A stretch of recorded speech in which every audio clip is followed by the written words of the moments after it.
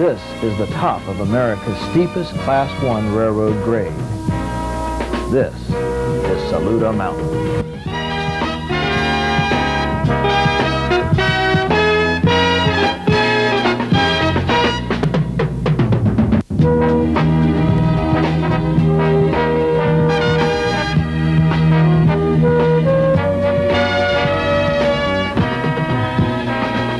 North Carolina was a tardy entrant in our country's great railroad races of the mid-1800s, from our eastern cities to the Ohio River. Out of the state's efforts to gain a greater share of America's growing transportation network, an intramural race to Asheville was spawned, creating two railroads with an identical problem. The rugged mountains had no east side foothills on which to build the typical 2% grades. The northern route, belonging to the Western North Carolina Railroad and connected to that state's own Atlantic Ocean ports, curled around Blue Ridge Mountain so that the 3-mile Crows route between Old Fort and the west end of Swannanoa Tunnel eventually required 13 miles of looping track to cross this portion of the Eastern Continental Divide.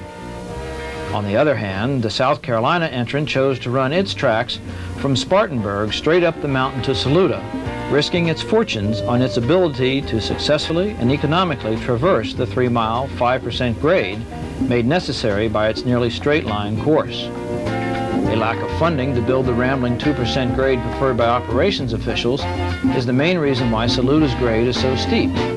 While there are stories that the railroad intended to eventually build a less severe incline, it is clear that regardless of the potentially treacherous operating conditions, building the steep, bird-shot, no-tunnel grade was the most expeditious way to crest Saluda Mountain.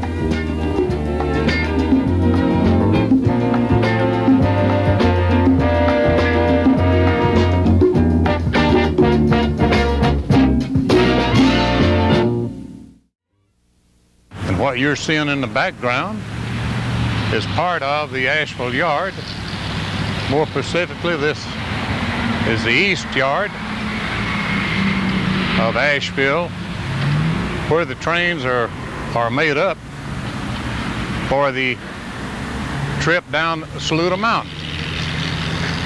What we do here is break up the trains that come in from the west and the east. We get the trains made up for the trip down the Saluda Mountain.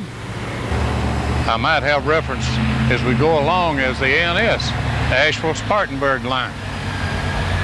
When we get the cars that in the track they're supposed to be in and get them all coupled up, pull them to the air plug.